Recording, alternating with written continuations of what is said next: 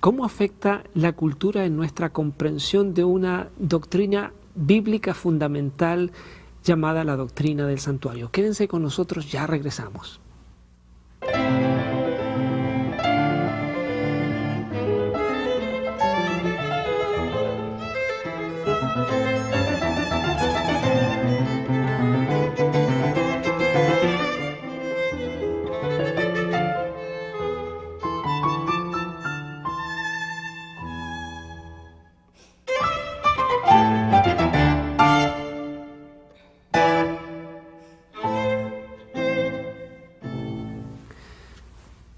Gracias amigos por estar con nosotros, bienvenidos a Diálogo Abierto. En esta oportunidad, una vez más, siguiendo con esta serie sobre cómo la cultura afecta o se ha de alguna manera agregado o influye al cristianismo, estamos tratando en esta oportunidad un tema que es un poquito diferente, tal vez no muy conocido o tal vez nunca considerado por muchos evangélicos, amigos nuestros, pero que es de vital importancia en la Biblia, está en el Antiguo Testamento y es lo que nosotros conocemos como la doctrina del santuario. Estoy en compañía del doctor Fernando Canales. Una vez más, gracias. Una vez más. Y gracias una vez más. Bueno, estamos pasando semanas lindas en este diálogo abierto. Muy bien, y entonces en esta oportunidad, doctor Canales, vamos a hablar de algo que es tal vez no muy conocido en nuestro mundo protestante, que es, o no muy tal vez considerado, que es lo que es la doctrina del santuario en el Antiguo Testamento. Y hay muchos aspectos, es un tema grande, vasto, y que tal vez va a faltar tiempo para considerar todos los aspectos. Pero hablando de la cultura, ¿cómo la cultura afecta nuestra comprensión de una doctrina que parece ser tan fundamental? Ya, esa es una gran pregunta, un gran tema. La audiencia puede no estar familiarizada con lo que tú denominas y nosotros denominamos la doctrina del santuario. Básicamente la doctrina del santuario se encuentra, como dijiste, en el Antiguo Testamento. Dios se la reveló a Moisés cuando ellos salieron de Egipto como centro de la adoración y el centro de la organización del pueblo, como el pueblo elegido de Dios.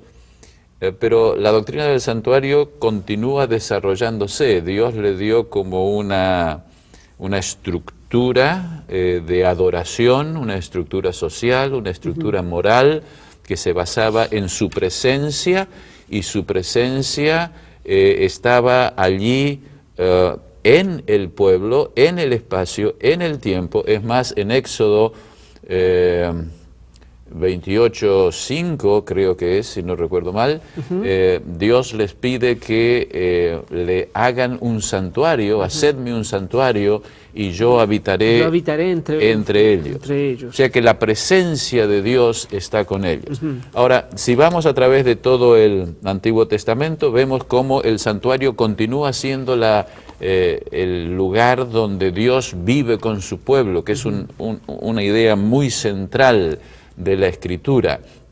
O sea, el hecho de que Dios habite o sea, el concepto de habitar significa el interactuar de forma diaria. Básicamente en el Nuevo Testamento se habla acerca de la relación que los cristianos tienen con Cristo, estar en Cristo, estar en el Espíritu. Bueno, estar en Cristo, estar en el Espíritu es relacionarse con Él. ¿Cómo nos relacionamos con Él?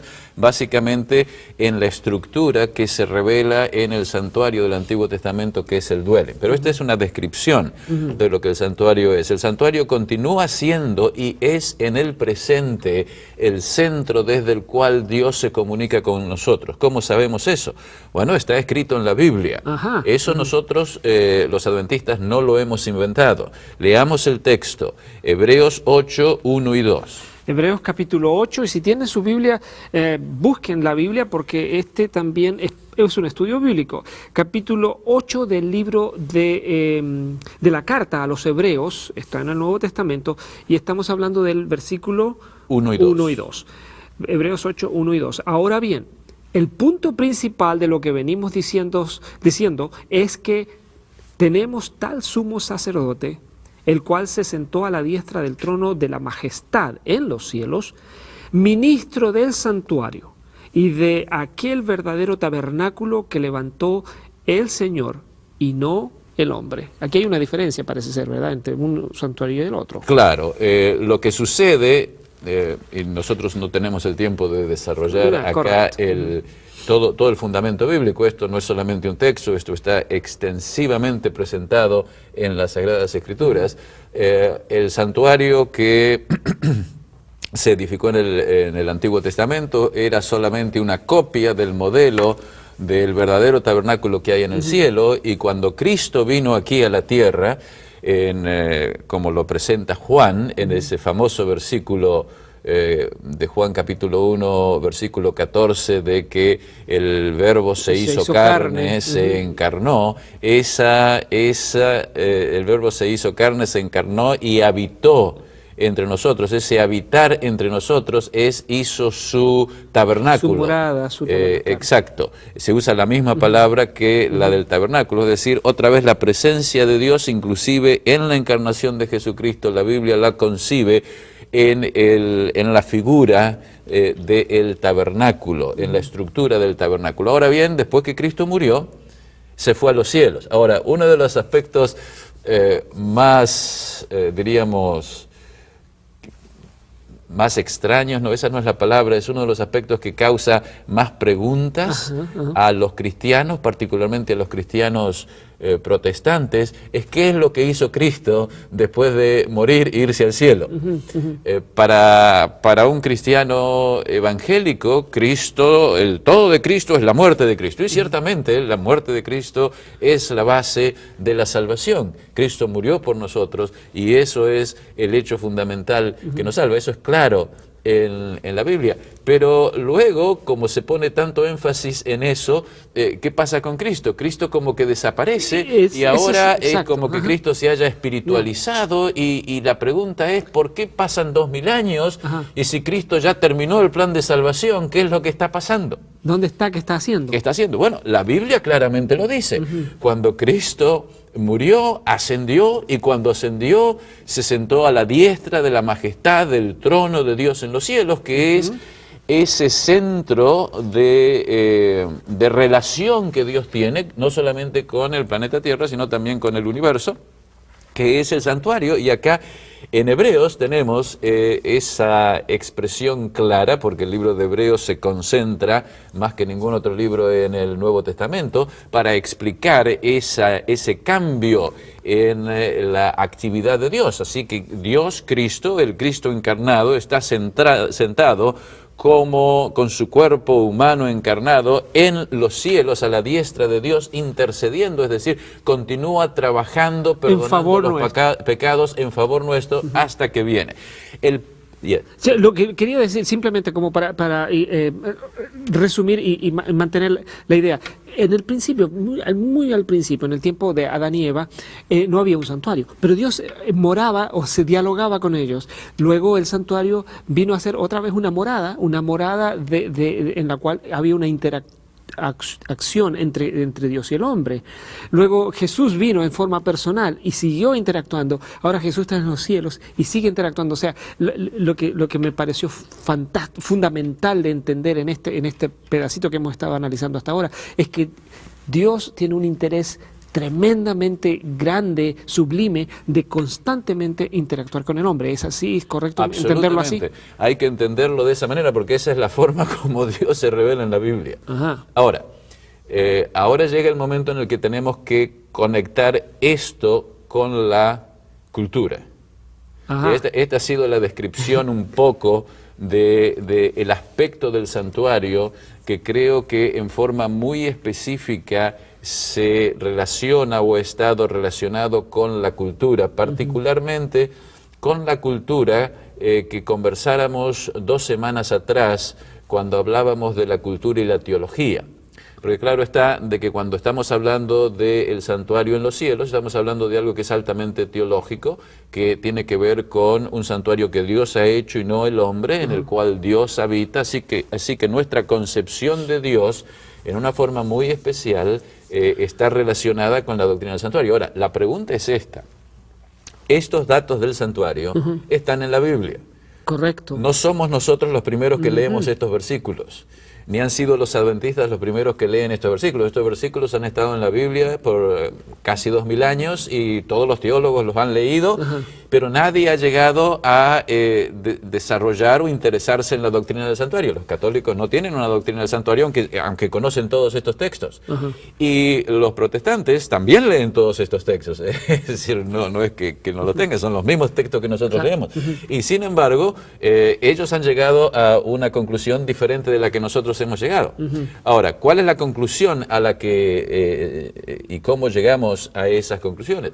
Bueno, tenemos que remontarnos un poco al origen de los adventistas. El origen de los adventistas va aquí en este país en el cual nosotros estamos produciendo este programa.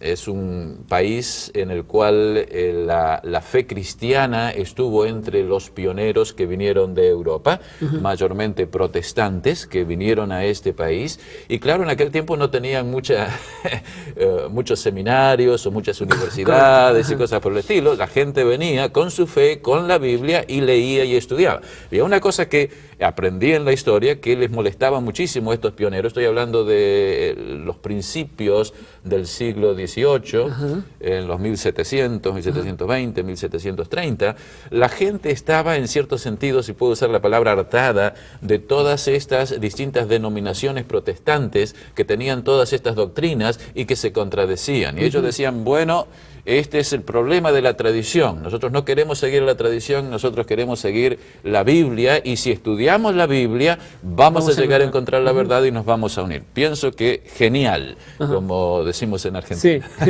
Genial. Muy bueno. Esto viene como un desarrollo de esa idea que comenzó con Lutero de la sola escritura. La sola escritura, la interpretación. De la interpretación y de que la Biblia se interpreta a sí misma. Así que ellos están trabajando en la base de esos principios, de esas ideas. Y entonces, estudiando esto, los que estaban estudiando, no estaban estudiando en los seminarios, era gente común, normal, sin doctorado, simplemente ellos estaban en las chacras y demás, y después se reunían, y cualquiera que tenía una idea y había descubierto algo en la Biblia, venían y se reunían y estudiaban. Y para el principio del siglo XIX comenzaron a estudiar las profecías, de Daniel, comenzaron a ver y a concluir de que Cristo iba a venir en 1844, y Cristo no vino en 1844. Eso todo tenía que ver con la interpretación de una profecía en Daniel 8:14, que hasta 2300 días y el santuario será purificado. Los televidentes, creo que si continúan mirando el canal aquí, van a encontrar respuestas a todas estas van a encontrar la exposición de todas estas cosas que yo estoy simplemente mencionando muy rápidamente aquí. Lo que ellos hicieron luego de tener este chasco, porque ellos habían interpretado la profecía de los 2300 días como que Cristo iba a venir a esta tierra, fue el decir, bueno, si el santuario iba a ser purificado, ellos dijeron, bueno, el santuario no puede ser el santuario del Antiguo Testamento porque ya no está vigente para los cristianos, claramente por lo que sucede momento de la muerte de nuestro Señor Jesucristo, está registrado allí en los Evangelios.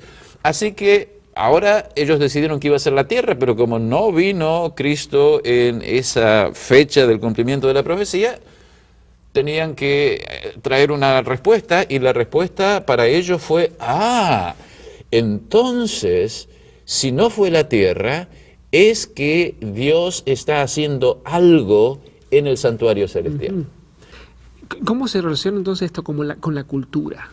Bueno, muy directamente, estos jóvenes pudieron hacer lo que los teólogos no podían hacer, porque los teólogos tenían y usaban presuposiciones culturales, filosóficas, para entender a Dios, y estos jóvenes que no habían sido educados en las escuelas de teología, simplemente tomaron la Biblia en el sentido de la lógica interna de la Biblia. Esta situación de interpretación se hace muchas veces en forma inconsciente. Específicamente, las presuposiciones de las cuales hablábamos creo que 2 semanas atrás, y que mencionamos un poco en nuestro diálogo una semana atrás respecto de la forma en que los cristianos interpretaron la creación durante mucho tiempo, dictaba que Dios es un Dios que no tiene historia, un Dios que, como decíamos una semana atrás, no puede trabajar 6 días porque Él está fuera. Está en otro plano. Está en otro plano, como Platón había decidido mucho tiempo anteriormente. Entonces, claro, en ese otro plano donde Dios existe, no hay espacio, no hay tiempo, nada nuevo sucede, todo permanentemente existe. Entonces, decir de que algo nuevo Dios hizo en un día y en un año no hace sentido. Claro. En primer lugar, porque Dios nunca hace nada nuevo, porque Dios siempre es y no tiene la sucesión, y porque Dios no está en el espacio o en el tiempo, y por lo tanto hablar de un lugar en el cielo en el cual algo ha de hacerse es simplemente imposible de pensar por las presuposiciones filosóficas que se tienen. Los protestantes a estas presuposiciones filosóficas que también aceptan en teología protestante, no me estoy refiriendo a la gente protestante que lee la Biblia, muchos de ellos arriban a estas conclusiones porque simplemente leen la Biblia y la toman en el sentido en que ellos leen la Biblia, pero me estoy refiriendo a los teólogos, mayormente son influenciados por estas ideas filosóficas, y entonces los protestantes también no pueden concebir de que algo sea hecho respecto a la salvación después de la muerte de Cristo, porque ellos han entendido la muerte de Cristo como la única cosa que Dios hace para salvar, cuando en realidad Dios la hace mucho Biblia, más todavía. exacto, la Biblia presenta la salvación como una historia de hechos divinos en los cuales la muerte de Cristo es el central, pero luego Cristo va al cielo y continúa ejerciendo los beneficios de esa muerte y intercede por nosotros. Por eso le llamamos plan. Por eso le llamamos plan, y por eso el plan de salvación es algo que Dios decidió antes de la fundación del mundo y que ha puesto en ejercicio inmediatamente después de la caída del pecado. Entonces, como una síntesis de lo que acabo de decir, el hecho del santuario, la doctrina del santuario en sí misma, como la entienden los adventistas, rompe con las presuposiciones culturales de la filosofía griega que han estado y continúan determinando la interpretación del santuario y la interpretación de toda acción divina en la Biblia. Y cuando los jovencitos que iniciaron el adventismo llegaron a entender la interpretación de las profecías de Daniel y del libro del Apocalipsis en conexión con el santuario y el santuario celestial, ellos encontraron las ideas bíblicas que reemplazan a esas otras ideas culturales que están rigiendo la forma de comprensión del cristianismo que se ha venido desarrollando en los casi últimos 2 milenios. Y entonces, con relación al santuario, podríamos decir que yo no sé si podría decir que una de las funciones, pero una de las funciones de lo que es la idea, la doctrina del santuario, de Dios habitando entre nosotros, puede ser que nos ayude a comprender un poquito más el concepto de lo que es pecado, por ejemplo. Oh, sí. Una de las cosas de entender lo que es el pecado, de entender el significado de la sangre de Jesús, de la muerte de Jesús, de la expiación, todos estos elementos van a ser mejor entendidos. ¿Por qué? Fíjate que uno de los aspectos para entender la Biblia, que es muy importante, es cómo nosotros conectamos toda la información que hay en la Biblia. Correcto, exacto. Es decir, tenemos mucha información y el lector cuando va a la Biblia tendrá la misma experiencia. Acá tengo una buena información, acá tengo otra buena información, pero ¿cómo se pone todo esto junto para que haga sentido? Correcto. Y entonces tiene que haber como un hilo que articule, y ese hilo hilo que articula no puede ser algo que yo pongo. Si yo lo pongo, es una contribución de la cultura. Debemos encontrar que ese hilo esté dentro de la Biblia, y la forma como se articula en la Biblia son las acciones de Dios a través de su presencia y de su vivir, interactuar en el santuario. Y qué tremendo concepto eso, es traer a nuestro Dios, a nuestro Padre Celestial, al plano nuestro y hacerlo partícipe, como la Biblia habla, de habitar, o de que Él habitó entre nosotros. Lo más grande es que no es que nosotros lo traemos, sino que Él se puso, Él vino. En esa posición, claro, correcto. Eso es una cosa tan extraordinaria. No es fácil a veces explicarlo o entenderlo racionalmente, solamente hay que a veces hay que utilizar la fe. Cómo Dios pudo de un momento a otro decidir, no, yo voy a vivir entre ellos, yo voy a ser parte de su vida. Amigos, gracias por estar con nosotros. Vamos a hacer una breve pausa. Ya regresamos para hacer un resumen de este apasionante e importante tema del santuario y la cultura.